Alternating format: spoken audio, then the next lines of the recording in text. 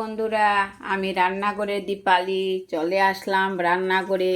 আজকে চাবিলা মাছ, এই যে দেখুন, মাছ নিয়ে আসলো সকাল সকাল, তাই অল্প মাছ নিয়ে নিলাম। মাছগুলা কেটে ধুয়ে পরিষ্কার করে কড়াইয়ের মধ্যে দিয়ে দিচ্ছি। এই যে দেখুন, আর বেগুন, চাবিলা বেগুন রান্না করে দেখাবো। বেগুনটা কেটেছি কিভাবে দেখুন। এই যে কড়াইয়ের মধ্যে দিয়ে দিলাম। এখানে পেস্ট করে নিয়েছি কাঁচা লঙ্কা আর সরিষা, তা দিয়ে দিলাম। এখানে দিচ্ছি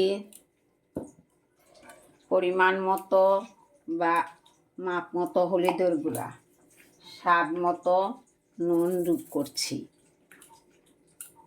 অল্প শুকনা লঙ্কা গুঁড়া দিচ্ছি কালার আসার জন্য। চিড়ে রেখেছি কয়েকটা কাঁচা লঙ্কা, তা দিয়ে দিচ্ছি। অল্প ধনিয়া পাতা দিচ্ছি। এই যে এবার বাকি রয়ে গেল এই যে খুন্তির সাহায্যে ভালো করে নাড়াচাড়া দিয়ে মিশিয়ে নেব। চাবিলা বেগুন রান্না করছি। এই যে দেখুন, এই যে বলটা ধুয়ে একটু জল দিয়ে দিলাম। ভালো করে মিশিয়ে নেব মশলা মাছে বেগুনে। অল্প একটু জল অ্যাড করছি, মাখো মাখো।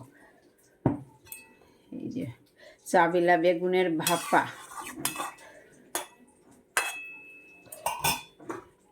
চাপা টাকা দিয়ে বন্ধ করে নেব।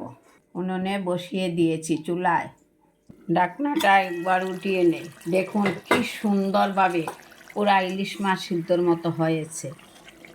আমি প্রায়ই ঘরে করে থাকি, তাই ভাবলাম আজকে তোমাদের সঙ্গে আমি শেয়ার করি। দেখুন বেগুন আর চাবিলা মাছগুলা, একটা একটা মাছ রয়েছে। এই যে দেখুন, ভাঙছে না। এইভাবে রান্না করে খেলে খুব ভালো হয়। মাছটাও ভাঙে না, কাটা কাটা লাগে না মুখে। নামিয়ে নেব, হয়ে গেছে। এই যে বন্ধুরা দেখো, নামিয়ে নিয়েছি। বেগুন চাবিলা মাছ দিয়ে শস্য কাঁচা লঙ্কা দিয়ে ভাপা রান্না করছি।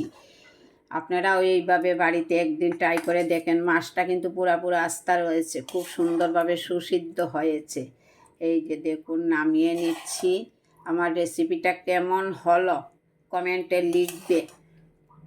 এই যে দেখো বন্ধুরা, নামিয়ে নিচ্ছি। কেমন লাগছে বন্ধুরা? ভালো লেগে থাকলে অবশ্যই লাইক কমেন্ট শেয়ার দিয়ে পাশে থাকবেন।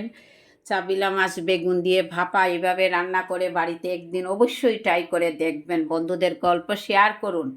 রান্নাঘর দীপালির রান্নাটা একটু বন্ধুদেরকে শেয়ার করুন। মেয়ে বিয়ে দিয়েছেন, মেয়ের বাড়িতে পাঠিয়ে দিন। অবশ্যই মেয়ে শ্বশুর শাশুড়ির মন জয় করে নিতে পারবে এই রেসিপি দিয়ে। সবাই আমার পাশে থাকুন, ভালো থাকুন, সুস্থ থাকুন, এইটুকু কামনা করি সব সময়। আর আমার ভিডিওটা পুরা দেখুন, কেটে কেটে দেখবেন না। রেসিপিটা কেমন হয়েছে একটু কমেন্টে লিখবেন। এই যে দেখুন, ধন্যবাদ পাশে থেকে আমার ভিডিওটা দেখবেন বলে।